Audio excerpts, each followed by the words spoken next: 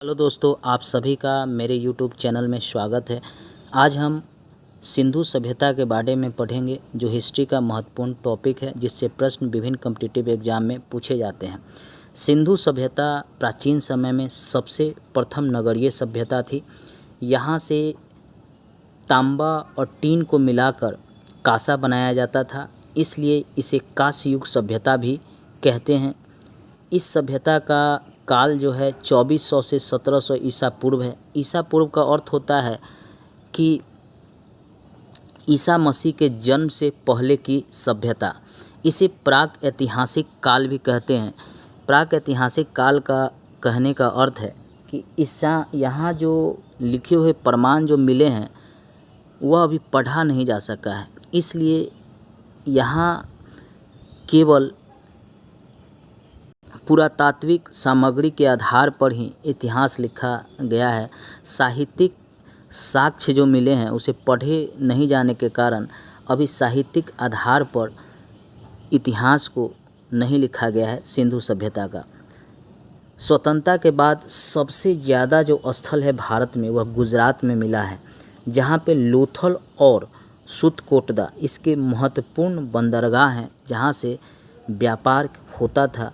यहाँ से सामान को मेसोपोटामिया और बहरीन भेजा जाता था या हड़प्पा के अन्य स्थलों अन्य नगरों में भेजा जाता था। सिंधु सभ्यता में जूते खेत के प्रमाण मिले हैं, नक्काशी ईंट के प्रमाण मिले हैं। यह प्रमाण जो है कालीबंगा, ये जो राजस्थान है यहीं पे कालीबंगा है, यहाँ से ही जूते खेत और नक्काशी ईंट के प्रमाण मिले हैं। हमेशा प्रश्न में यह पूछा जाता है। यहाँ से विशाल स्नानागार भी मिले हैं। कहाँ से? तो मोहनजोदड़ो से। ये माना जाता था कि यहाँ पे धार्मिक स्थल था, यहाँ पे लोग पूजा पाठ करने के लिए एकत्रित होते थे और स्नान करते थे। लोथल और कालीबंगा ये दो जगह है जहाँ पे अग्नि कुंड के प्रमाण मिले हैं। ऐसा माना जाता था कि अग्नि की पूजा होती थी। और ये जो लोथल है और कालीबंगा, ये राजस्थान में कालीबंगा और लोथल गुजरात में, यहाँ से अग्नि कुंड के प्रमाण मिले हैं। हमेशा ही प्रश्न पूछे जाते हैं कि अग्नि कुंड के प्रमाण कहाँ से मिले हैं, तो लोथल और कालीबंगा से।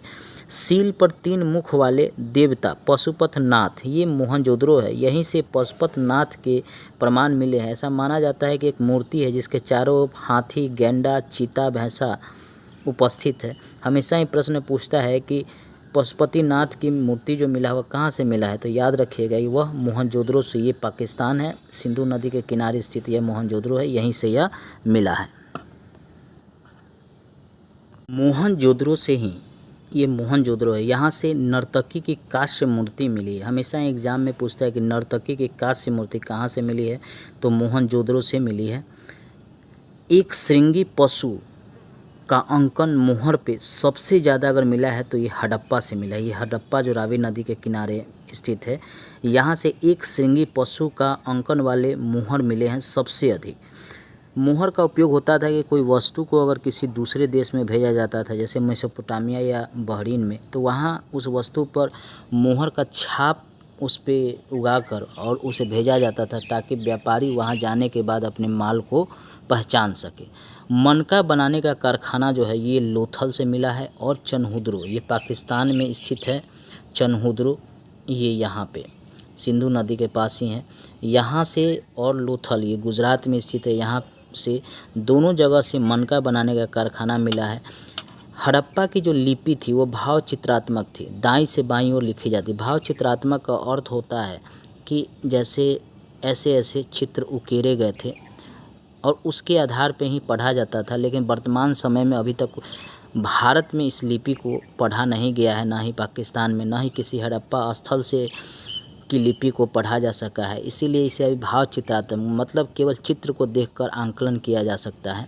यहाँ की जो नगर पद्धति थी या जो घर को बसाया गया था वह ग्रिड पद्धति के आधार पर। ग्रिड पद्धति का अर्थ होता है कि सड़क के दोनों किनारों पर घर को बनाया गया था। दोनों किनारों पर चारों तरफ से रास्ता था, लेकिन इस घर का रास्ता मुख्य सड़क की ओर नहीं खुलता था। केवल लोथल एक जगह था जहाँ पे सड़क की तरफ इसका घर का दरवाज़ा खुलता था। दोस्तों, मेरे चैनल को लाइक, सब्सक्राइब, शेयर ज़रूर कीजिएगा। सब्सक्राइब करने के बाद घंटी ज़रूर दबाइएगा। हड़प्पा सभ्यता से संबंधित मेरे नेक्स्ट वीडियो को भी ज़रूर देखिए। दोस्तों को भी शेयर कीजिए कि दोस्त भी आपका इससे लाभ उठा सके। धन्यवाद दोस्तों।